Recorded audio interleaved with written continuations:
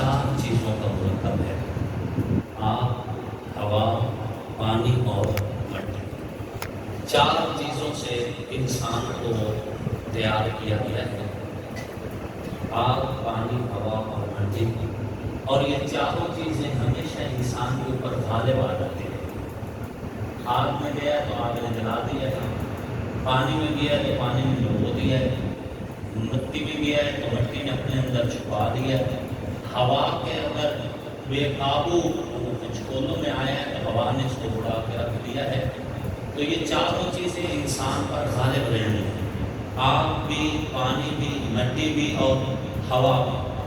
چاروں چیزوں کا انسان کے اوپر غلبہ رہا ہے، حالانکہ انسان بنا ان 4 چیزوں سے، لیکن ان چاروں چیزوں پر جس کو غلبہ ملتا ہے اسے نبی کہتے ہیں۔ ان چاروں چیزوں پر جس کو غلبہ حاصل ہوتا ہے اسے نبی کہتے ہیں۔ آگ کام ہے جلانا، جلا دیتی ہے، لیکن اللہ کے نبی ابراہیم علیہ السلام آگ میں گئے ہیں تو آگ ٹھنڈی ہو گئی ہے۔ پانی کا کام ہے بہا کر لے جانا، دبو دینا، یا کم از کم بہا ضرور دیتا بندہ چاہے تیراک بھی ہو، لیکن حضرت موسیٰ کریم نے عصا مارا ہے تو پانی راستہ دینے کو مجبور ہو گیا۔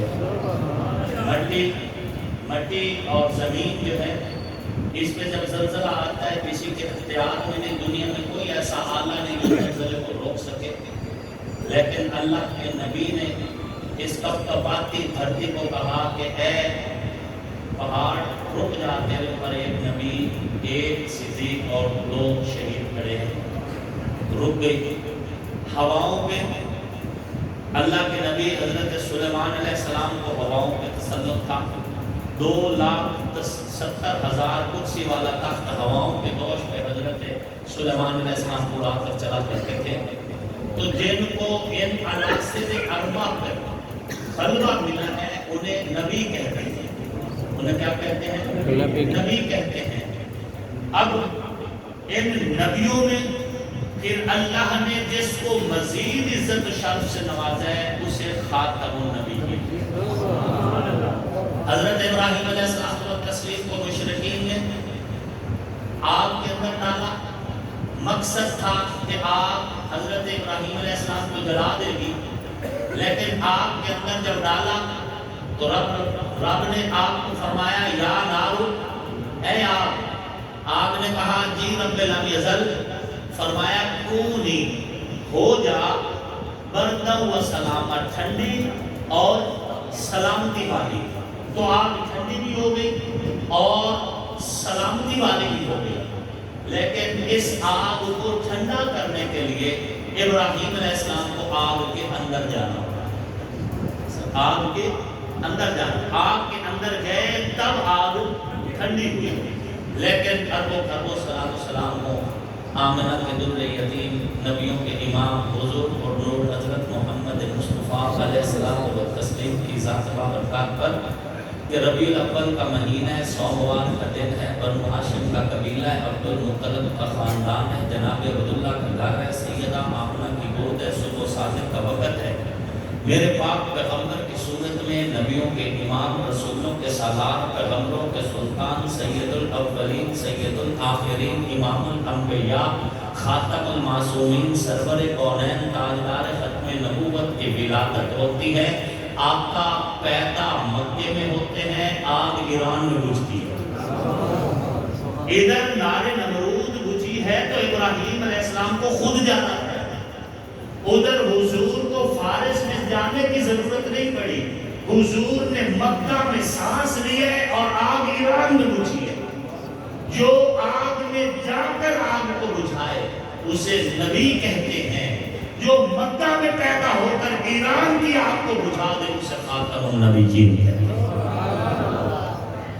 حضرت ابراہیم علیہ السلام و تسلیم خود خانہ میں داخل ہوئے، بتوں کو توڑا اور گرا، بت زمین کے اوپر منہ کے بال آ کر گرے، لیکن ان بتوں کو گرانے کے لیے اللہ کے خلیل کو بت خانے میں جانا پڑا۔ بت خانے میں آپ گئے تب بت گرے، لیکن حضور علیہ الصلوۃ والتسلیم کی ولادت کے بعد سعادت ہوئی، حضور اپنے گھر میں، اپنے گھر کے اندر کمرے میں، کمرے کے ایک کونے میں اس کیفیت میں حضور کی ولادت ہوئی کہ یا اللہ کی ذات تھی یا سیدہ آمنہ تھی یا حضور کی ولادت کا موقع تھا، بغیر کسی داعیہ کے، بغیر کسی اور خاتون کی موجودگی کے حضور کی ولادت کے بعد سعادت ہوئی کہاں پر؟ اپنے گھر کے، اپنے کمرے کے، اپنے کونے میں، پورے پردے کے اعتبار سے۔ یہاں پر ایک ریکویسٹ کرنا چاہتا ہوں، تنقید نہیں کسی پر، ریکویسٹ یہ ہے کہ میلاد کا معنی ہوتا ہے پیدا ہونا، اور میلاد چوک کا معنی کیا ہوگا؟ پیدا ہونے کی جگہ۔ تو حضور چوک میں تو پیدا نہیں ہوئے، بات سمجھا؟ کوئی اس کو سیکٹ کے اوپر نہ لے کر جائے، حضور چوک میں تو پیدا نہیں ہوئے، حضور پیدا ہوئے مکہ میں، مکہ میں حضرت آمنہ کے گھر میں، حضرت آمنہ کے گھر کے صحن میں نہیں، کمرے کے اندر پورے پردے کے اعتبار سے آقا علیہ الصلوۃ والتسلیم جس طرح خود محترم، اسی طرح حضور کی ولادت بھی محترم ہے۔ اگر چوک کا نام رکھنا ہے تو ختم نبوت چوک رکھیے، سبحان اللہ، محبت ہی کرنی ہے نا حضور کے ساتھ، ختم نبوت چوک رکھیے، خاتم النبیین چوک رکھیے، امام الانبیاء چوک رکھیے، تاجدار ختم نبوت چوک رکھیے۔ حضور علیہ الصلوۃ والتسلیم کے اسماء گرامی کے اعتبار سے یقین رکھیے رسول اللہ کی ولادت اپنے گھر کے، اپنے کمرے کے ایک کونے میں ہوئی ہے، اس لیے آپ کی میلاد اور آپ کا مولد، آپ کی ولادت کی جگہ وہی ہے جو حضور کے شایان شان تھی، جو حضور کے لائق تھی۔ تو حضور پیدا مکہ میں ہوئے، اپنے گھر میں، اپنے کمرے کے اندر، لیکن بت کعبہ میں گر گئے۔ بت کہاں گرے؟ کعبہ میں۔ جو بت خانے میں جا کر بتوں کو گرائے اسے ابراہیم خلیل کہتے ہیں، جو گھر میں ہو اور بت کعبے میں گر جائے اسے خاتم النبیین کہتے ہیں۔ سبحان اللہ۔ حضرت ابراہیم علیہ السلام والتسلیم نے بت خانے میں بت توڑے، کلہاڑے کے ساتھ یا ہتھوڑے کے ساتھ۔ مفسرین نے دونوں باتیں لکھی ہیں، جو بھی اوزار اس دور کے مروجہ تھے حضرت ابراہیم علیہ السلام نے اس کے ذریعے بت توڑ دیے، بت ٹوٹ گئے۔ بت کہاں تھے؟ حضرت ابراہیم کی آنکھوں کے سامنے۔ کہاں تھے؟ حضرت ابراہیم علیہ السلام کی آنکھوں کے سامنے۔ توڑے، اور توڑے بھی ہتھوڑے یا کلہاڑے کے ساتھ۔ ارب و خرب و صلاۃ و سلام ہو آمنہ کے دل یتیم، حضور و نور حضرت محمد مصطفیٰ علیہ السلام کی ذات بابرکات پر۔ حضور زمین پر ہیں، چاند آسمان پہ ہے، درمیان میں کوئی واسطہ نہیں۔ حضور نے انگلی کا اشارہ کیا، چاند ٹوٹ کے دو ٹکڑوں میں تقسیم ہو گیا۔ جو اپنی آنکھوں کے سامنے بت خانے میں بت توڑے اسے نبی کہتے ہیں، جو انگلی کے اشارے پہ چاند کو توڑ کے دکھا دے اسے خاتم النبیین کہتے ہیں۔ حضرت موسیٰ کلیم علیہ السلام پتھر پہ عصا مارا تو پتھر میں سے 12 چشمے نکلے۔ کتنے؟ فانفجرت منہ اثنتا عشرۃ عینا، 12 چشمے نکلے۔ معجزہ اللہ کے نبی کا بڑی بات ہے، کرامت معجزہ اللہ کے نبی کا کہ خشک پتھر میں سے 12 چشمے نکلے، لیکن پتھروں سے پانی نکلنا خلاف فطرت تو نہیں ہے نا، آج بھی نکل رہا ہے۔ وہاں تو حضرت موسیٰ کلیم علیہ السلام نے عصا مارا، یا کشمیر کے پتھر سے پانی نکل رہا ہے، یہ کیسے نکل رہا ہے؟ پانی تو اب بھی نکل رہا ہے، پتھروں سے پانی نکلتا ہے، لیکن کبھی خون، گوشت اور ہڈیوں کے درمیان سے بھی نکلا ہے۔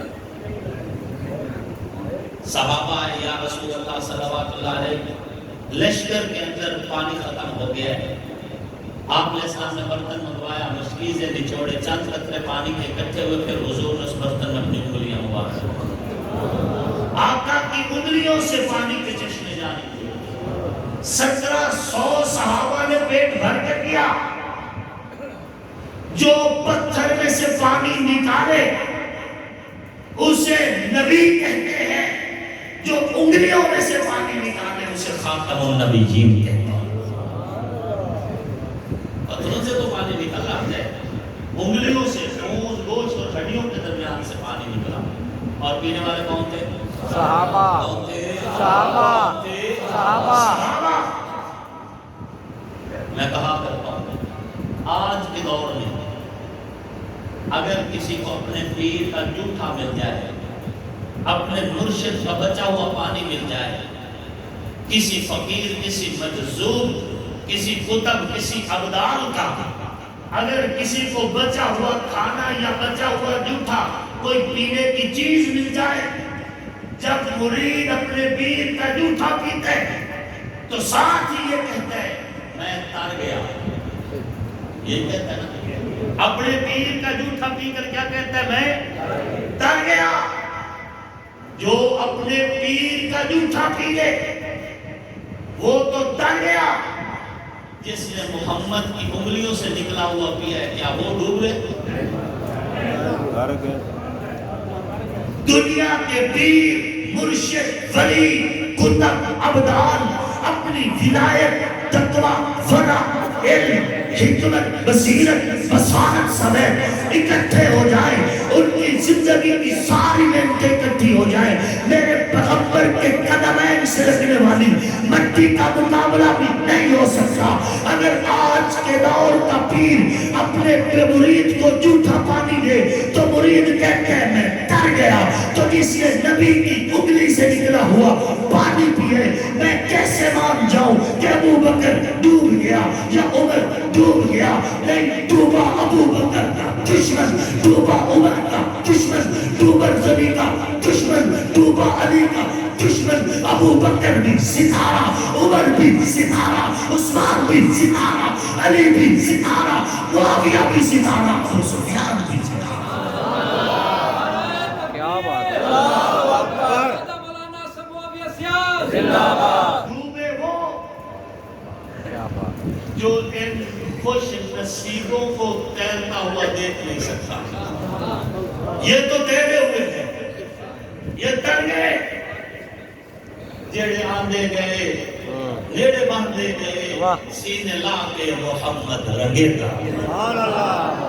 کیا بات. اور حضرت پیر سید نصیر الدین نصیر فرماتے ہیں کیا وہ ڈوبے جو محمد کے ترائے ہوئے ہیں، سبحان اللہ.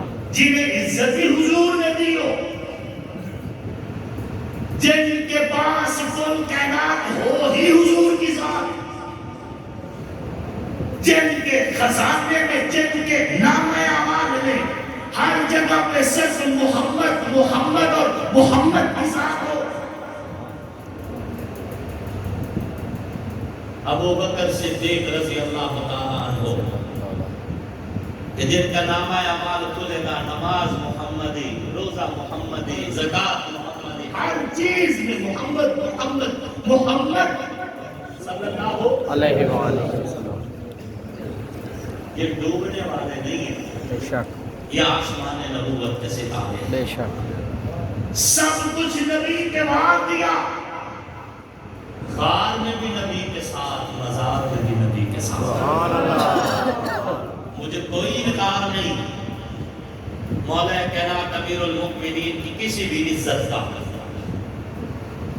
اگر میں حضرت ابو بکر صدیق سے پیار کروں اور مولا علی سے نہ کروں تو میں منافق ہوں. اور ایسا ہم میں سے کسی میں بھی نہیں. لیکن ایک اور بات کہنا چاہتا ہوں اور وہاں پہ اپنے آپ کو ضرور بولنا. اگر میں حضرت ابو بکر صدیق سے پیار زیادہ کروں اور مولا علی سے ان کی نسبت کم کروں میں پھر بھی منافق ہوں. میں پھر بھی منافق ہوں.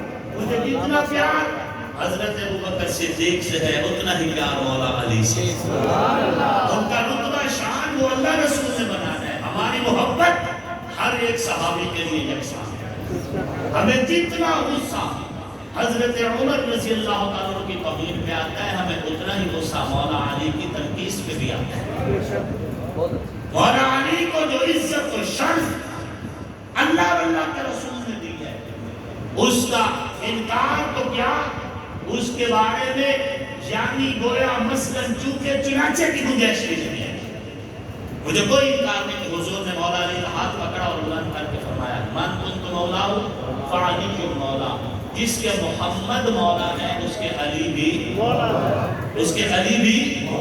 ہے، جس کے محمد علیہ السلام سردار ہے اس کے علی بھی سردار ہے، جس کے محمد علیہ السلام آقا ہے اس کے علی بھی آقا ہے، جس کے محمد علیہ السلام محبوب ہے اس کو چاہیے کہ علی کو بھی اپنا محبوب رکھے، جس کے محمد علیہ السلام رہبر ہے اس کے علی بھی رہبر ہے، جس کے محمد علیہ السلام امام ہے اس کے علی بھی امام ہے۔ جو محمد علیہ السلام سے مخلص ہے اس کو علی سے بھی مخلص ہونا پڑے گا، کوئی کام نہیں۔ حضور نے مولا علی کا ہاتھ پکڑ کر کے بلند کر کے فرمایا من کنت مولا فعلی مولا، میں تسلیم کرتا ہوں اور اسی میں میرا ایمان ہے۔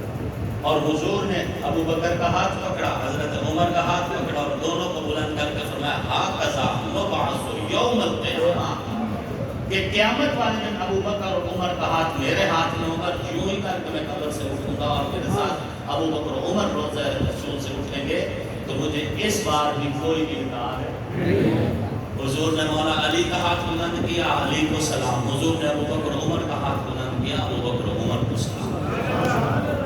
ہمارے ہاں کوئی تفریق نہیں، اور ادھر بھی عزت و احترام کا معاملہ ہے۔ سیدنا امام جعفر الصادق سلام اللہ علیہ اپنے والد گرامی جناب سیدنا امام محمد الباقر سلام اللہ علیہ سے روایت فرماتے ہیں۔ امام محمد الباقر مرفوع حدیث روایت کرتے ہیں حضور صلی اللہ علیہ وآلہ وسلم سے کہ حضور صلی اللہ علیہ وآلہ وسلم نے فرمایا ان ابا بکر منی بمنزلۃ السمع وان عمر منی بمنزلۃ البصر وان عثمان منی بمنزلۃ الفؤاد۔ فرماتے امام جعفر صادق وہ روایت کرتے حضرت امام محمد الباقر سے سلام اللہ علیہما، یہ دونوں ہستیاں حضور علیہ السلام سے روایت کرتی ہیں کہ میرے پاک پیغمبر نے فرمایا ابو بکر میرا کان ہے، عمر میری آنکھ ہے، عثمان میرا دل ہے۔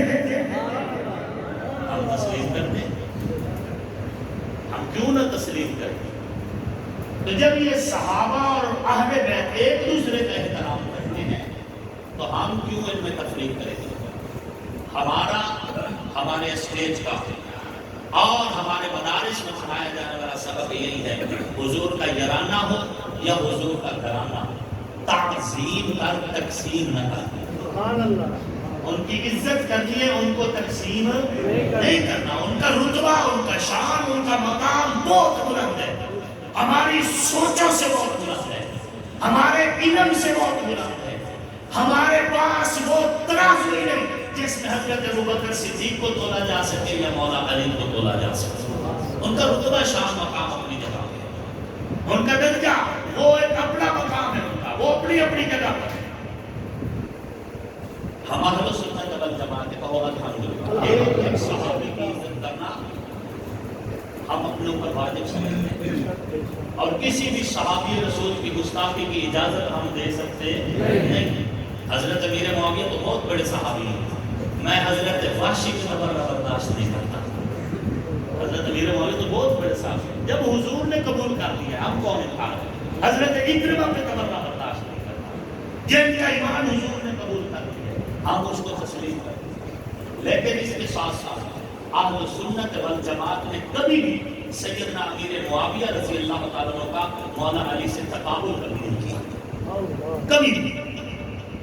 مولا علی بہت بلند مقام پہ، آپ کے اور میرے اعتبار سے، امت کے اولیاء، کتب اور ابدال کے اعتبار سے، تابعین، تبع تابعین، مجتہدین کے اعتبار سے حضرت امیر معاویہ آسمان نبوت پہ ہیں۔ لیکن جہاں حضرت امیر معاویہ رضی اللہ تعالیٰ عنہ اگر آسمان نبوت کا پہلا آسمان ہے تو علی سدرۃ المنتہا ہے،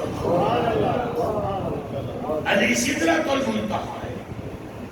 ہم نے کبھی بھی یہ نہیں کہا جو مقام مولا علی ہے وہ علی ہے، ان سے کوئی چھین سکتا نہیں، لیکن مقام شرف صحابیت کے اعتبار سے چونکہ حضرت امیر معاویہ صحابی رسول ہے اور ان کو رسول اللہ صلی اللہ علیہ وسلم نے ان کے گھر کو دارالامن قرار دیا، تو ہم ان کے نام پہ اپنے نام بھی رکھتے ہیں، بسا اوقات اپنے بچوں کے نام بھی رکھتے ہیں، لیکن جو مقام، جو بزرگی، جو شرف، جو افضلیت، جو اولویت اللہ نے مولا علی کو دی ہے، ہم اس کو بسر و چشم تسلیم کرتے ہیں اور اس میں رتی بھر بھی کمی کرنا اپنے ایمان کا نقصان سمجھتے ہیں۔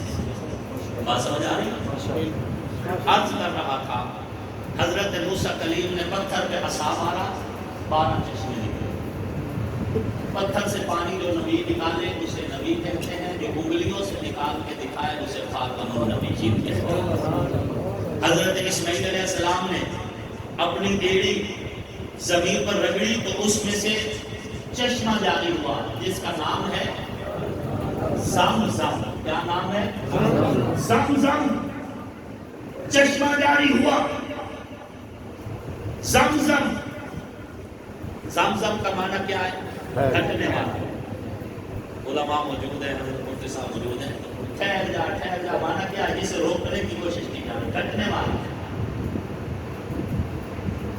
جسے زمزم ملے اسے نبی کہتے ہیں۔ جسے زمزم ملے اسے نبی کہتے ہیں، جسے کوثر ملے اسے خاتم النبی۔ زمزم کا معنی ہے گھٹنے والا، کوثر کا معنی ہے بڑھنے والا۔ جسے زمزم ملے وہ نبی ہے، جسے کوثر ملے وہ خاتم النبی ہے۔ حضور کا اپنا مقام ہے، ہم کسی نبی کی شان گھٹاتے نہیں، یہ بات ذہن میں رکھنا، لیکن اپنے نبی کی شان بتاتے ضرور ہیں۔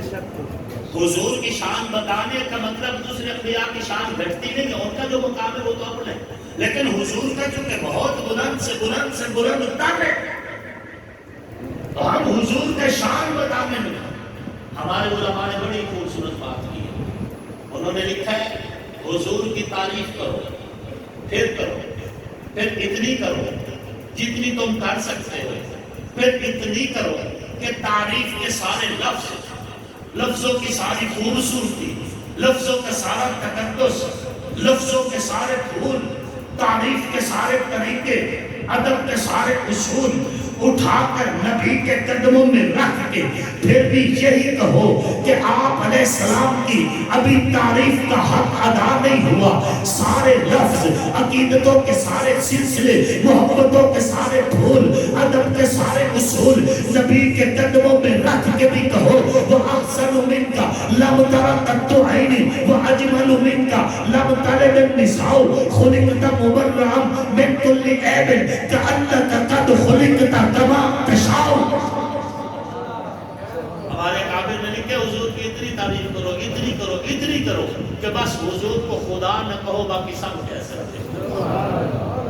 خدا نہیں کہہ سکتے، خدا تو ایک ہی ہے، خدا تو ایک ہی ہے، لیکن خاتم النبیین والا مصطفیٰ بھی ایک ہی ہے۔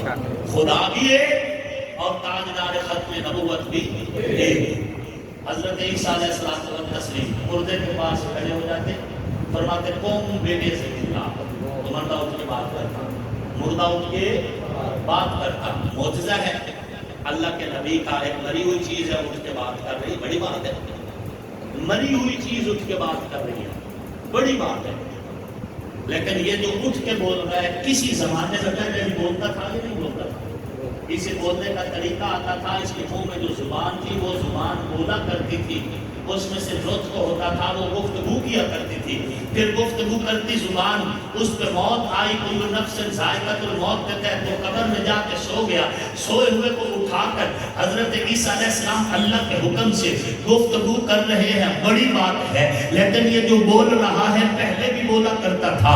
اربوں خربوں صلاۃ و سلام ہو آمنہ کے در یتیم پر، حضور کے حکم پہ وہ بولتا ہے جو پہلے بولا ہی نہیں کرتا۔ پتھر کبھی بولے نہیں، یہ مردہ تو پہلے بولتا تھا، پتھر کبھی بولے؟ کھجور کا خشک تنا بھلا کبھی تنے بھی بولے؟ مری ہوئی، جلی ہوئی، سڑی ہوئی مشوی انقلاب سے گو بولی ہے، مری ہوئی چیزیں اٹھ کر بولے، اور وہ بھی وہ شکل میں کہ جس کی اپنی زبان نطق کی کیفیت ہی نہیں رکھتی. جو قبر سے مردے کو اٹھا کے بلائے اسے عیسیٰ روح اللہ کہتے ہیں، اسے عیسیٰ، اور جس کے حکم پر پتھر ڈولے اسے خاتم النبیین کہتے ہیں. حضور صلی اللہ علیہ وسلم تشریف فرمائے، ازالت الخفاء عن خلافت الخلفاء. صحابہ کرام حضور کے ارد گرد موجود ہیں.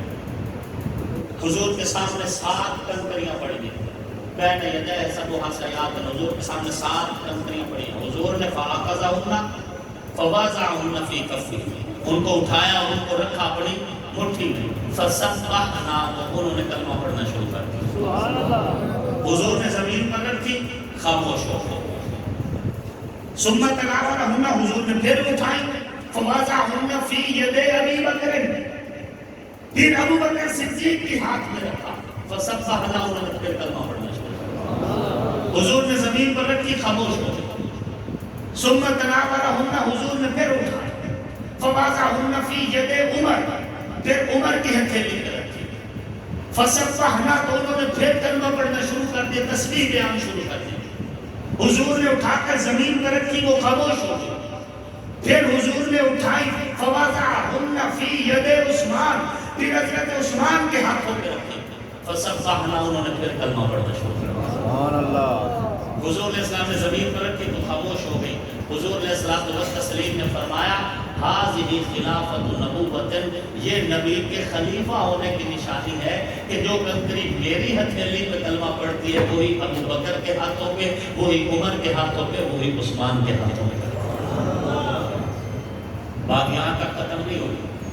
ایک اور صحابی موجود ہے وہاں پر، وہ فرماتے ہیں کہ ہم بھی وہاں موجود تھے. فوضعہن فی ایدینا رجلا برجل، حضور نے باری باری ہمارے ہاتھوں پر بھی رکھی تھی، ہمارے ہاتھوں پر بھی وہ کنکریاں رکھی تھی، لیکن ایک بھی کنکری نے ہمارے ہاتھوں پہ کلمہ نہیں پڑھا. حضور نے فرمایا یہ انہی ہاتھوں پہ پڑھیں گے جو میرے بعد خلیفہ ہیں. یہ رب کا ماسٹر پلان ہے. یہ اچانک نہیں ہوا کہ ابو بکر صدیق سامنے آ گئے تو کہا چلو تم مصلی لے جاؤ، حضرت علی سامنے کو فرمایا تم جھنڈا لے جاؤ. ایسی بات نہیں. مولا علی فرماتے ہیں میں ٹھیک ٹھاک تھا، بیمار نہیں تھا، موقع پہ موجود تھا، سفر پر نہیں تھا، لیکن حضور نے مجھے نہیں کہا کہ نماز پڑھاؤ. فرمایا مروا ابا بکر فلیصلی بالناس، جاؤ ابو بکر کو لے کر آؤ نماز پڑھائیں. اور خیبر میں حضرت ابو بکر صدیق عمر رضی اللہ عنہما موجود ہے، بیمار نہیں ہے، صحت مند ہے، لیکن حضور نے جھنڈا ان کو کیا فرمایا، آج نہیں دوں گا. انتظار ہے حضور کو، انتظار ہے.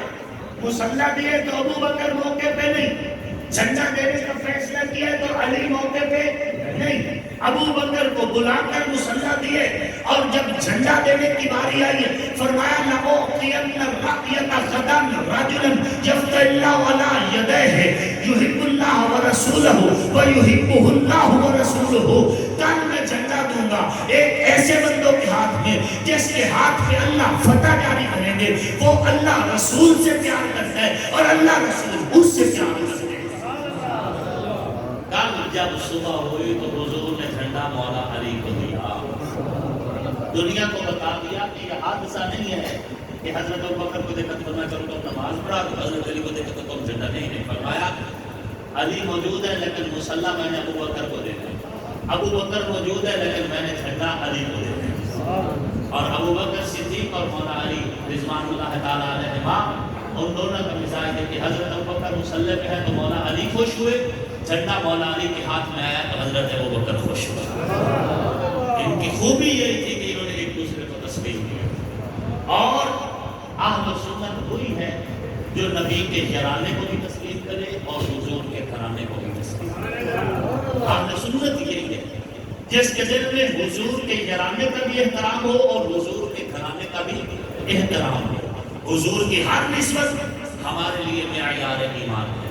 ہمیں جس طرح حضور صلی اللہ علیہ وآلہ وسلم کی ذات سے پیار ہے، اسی طرح حضور علیہ السلام سے جڑی ہوئی ایک شخصیت سے پیار ہے. یہ ممکن نہیں. یہ کوفی مزاج لوگوں کا یہ شیوا رہا ہے کہ حضور سے تو محبت کرتے رہے اور حضور کے نواسے کو بلا کر شہید کروا دیا. یہ ان لوگوں کا شیوا ہے، ہمارا شیوا نہیں ہے.